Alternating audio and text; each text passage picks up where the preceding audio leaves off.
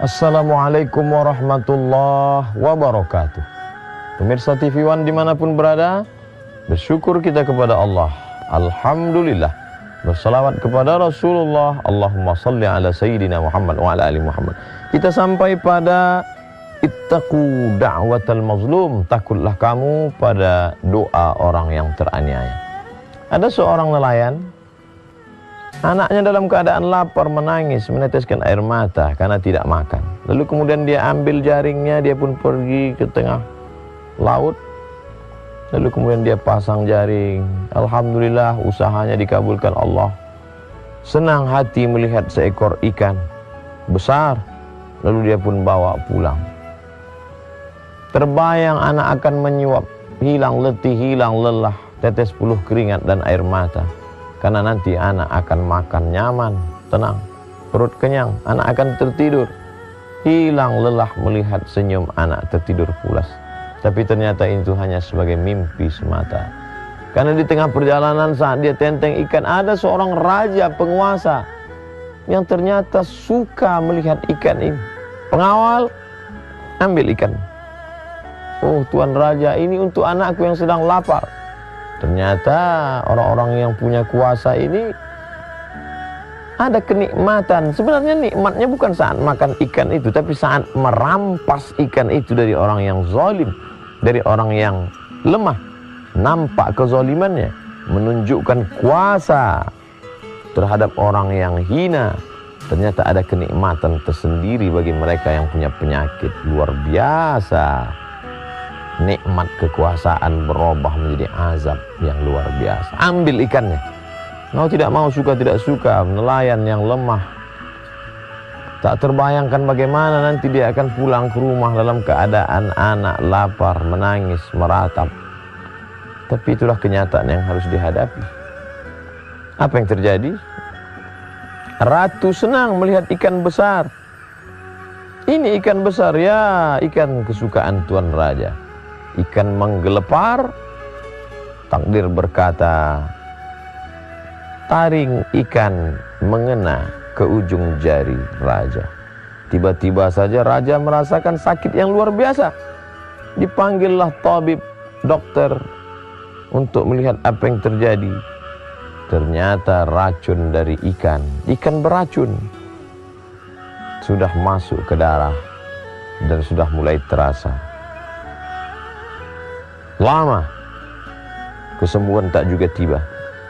Bagaimana ini tabib? Bagaimana ini dokter? Nampaknya tangan Tuan Raja harus diamputasi. Tidak ada obat lain, tidak ada. Akhirnya jari harus hilang. Tapi ternyata nyerinya tetap tidak hilang. Jari sudah hilang karena dia bukan berada di jari tapi sudah masuk ke darah.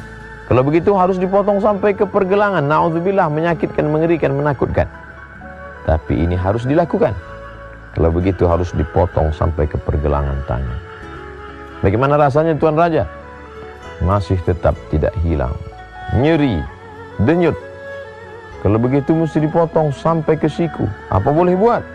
Itulah satu-satunya solusi. Na'udzubillah, jangan sampai terjadi pada diri kita, pada anak cucu keturunan kita. Dipotong sampai ke siku.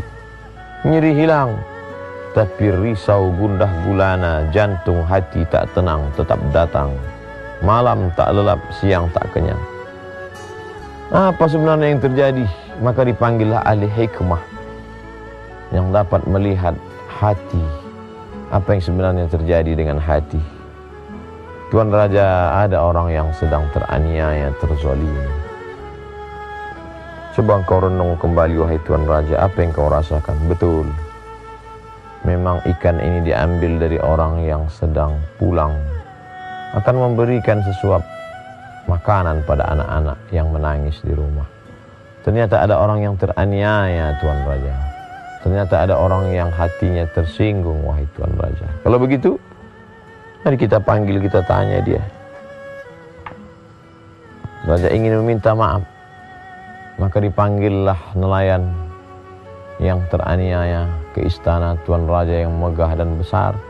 Lalu kemudian ditanyakan kepadanya, sudikah engkau memaafkan, berdamai? Nelayan itu dengan lapang hati memaafkan. Begitu rupanya mereka yang susah. Tidak sulit bagi mereka untuk membukakan pintu maaf kepada orang-orang yang punya kuasa. Sudahkah engkau memaafkan wahai nelayan? Aku sudah lama melupakan ini wahai Tuan Raja. Apa sebenarnya yang kau doakan? Apa sebenarnya yang kau katakan? Apa sebenarnya munajat yang kau panjatkan kepada Allah?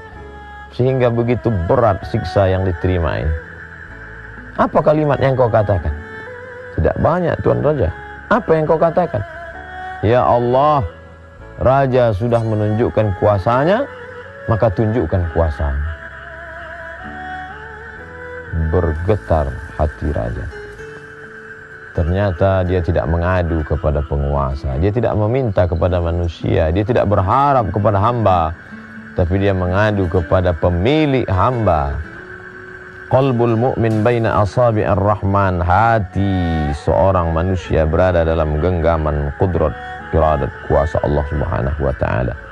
Mengadu kepada manusia kecewa, mengadu kepada kawan esok dia akan berubah menjadi lawan. Mengadu kepada penguasa boleh jadi akan sia-sia, tapi mengadu kepada dia yang tak pernah mengecewakan harapan dan munajat serta permohonan dengan satu kalimat, ya Allah, Raja sudah menunjukkan kuasanya, maka tunjukkan kuasamu ya Allah. Ikan juga lemah, tapi ternyata gigi taringnya mengandung bisa. Bisa itu masuk ke darah, masuk ke dalam tulang. Begitulah Allah membalas. Ittaqu da'watal mazlum.